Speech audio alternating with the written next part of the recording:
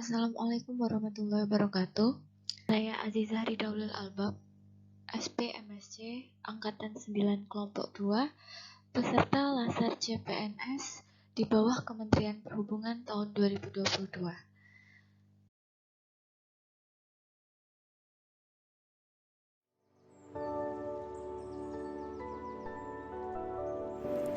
Indonesia adalah negara kepulauan terbesar di dunia. Indonesia memiliki 17.000 pulau, di mana hanya ribuan pulau yang berpenghuni. Indonesia adalah negara yang kaya raya. Potensi kekayaan alamnya sangat berlimpah. Oleh karena itu, kita harus menjaga dan memanfaatkan potensi sebaik-baiknya. Salah satunya dengan meningkatkan kesadaran hidup dalam berbangsa dan bernegara. Kesadaran hidup berbangsa dan bernegara adalah sikap dan tingkah laku yang harus sesuai dengan kepribadian bangsa dan selalu meningkatkan dirinya dengan cita-cita dan tujuan hidup bangsa Indonesia, sebagaimana tercantum dalam pembukaan Undang-Undang Dasar 1945 alinea keempat dengan melalui yang pertama, menumbuhkan rasa persatuan dan kesatuan bangsa Indonesia yang terdiri dari berbagai macam suku bangsa, berbicara dengan berbagai macam bahasa, memeluk dan meyakini berbagai macam agama, yang mendiami banyak pulau dari Sabang sampai Merauke, di mana kemajemukan itu diikat oleh sebuah konsep wawasan Nusantara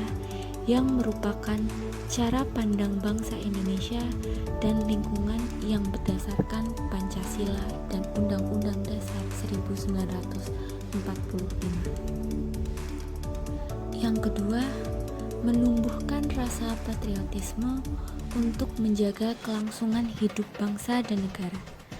Sikap pola perilaku dari mulai yang sederhana, yaitu dengan saling tolong-menolong, menciptakan kerukunan beragama, dan toleransi umat beragama. Dan yang ketiga, memiliki kesadaran akan tanggung jawab sebagai warga negara Indonesia dengan menghormati lambang-lambang negara dan menaati hukum peraturan yang berlaku di Indonesia.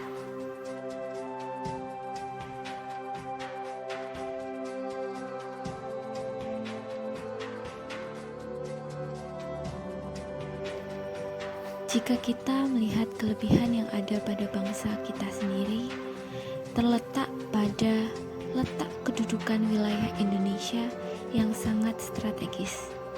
Indonesia diapit oleh 2 benua dan 2 samudra yang menyebabkan kekayaan alam Indonesia sangat luar biasa melimpah, baik dari darat, laut, maupun udara. Di Indonesia sendiri memiliki tokoh-tokoh yang mampu membawa Indonesia menuju ke peradaban yang lebih baik, sehingga potensi sumber daya alam dan sumber daya manusia yang bisa kita manfaatkan dapat mendatangkan kemakmuran apabila bisa mengolahnya dengan baik. Namun, akan terjadi sebaliknya jika sumber daya alam dan sumber daya manusia tidak mampu mengolah dan mengurus dengan benar, akan menjadi bumerang untuk negara kita sendiri dan terjajah oleh bangsa lain secara tidak langsung. Selain sumber daya alam yang dimiliki Indonesia memiliki sumber daya manusia yang banyak menginspirasi. Salah satunya, yang pertama, B.J. Habibie, Presiden ketiga Indonesia. Sering disebut sebagai Baharudin Yusuf Habibie. Beliau menjabat Presiden RI pada 21 Mei hingga 20 Oktober 99. Lahir di Parepare, Sulawesi Selatan, 25 Juni 1936. B.J. Habibie merupakan seorang profesor dan ilmuwan yang saat itu mampu merakit pesawat terbang. Salah satu bentuk bela negara dari B.J. Habibie adalah beliau memilih kembali ke Indonesia meskipun diberi status kehormatan dari Jepang. Beliau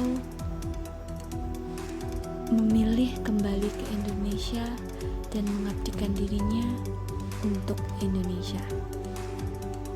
Tokoh yang kedua adalah Ibu Susi Pujiastuti. Beliau lahir pada tanggal 15 Januari 1965.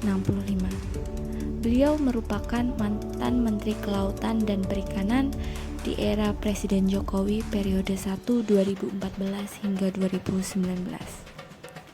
Sikap bela negara yang perlu kita contoh, yang pertama, beliau berkontribusi besar meningkatkan hasil produksi perikanan di Indonesia.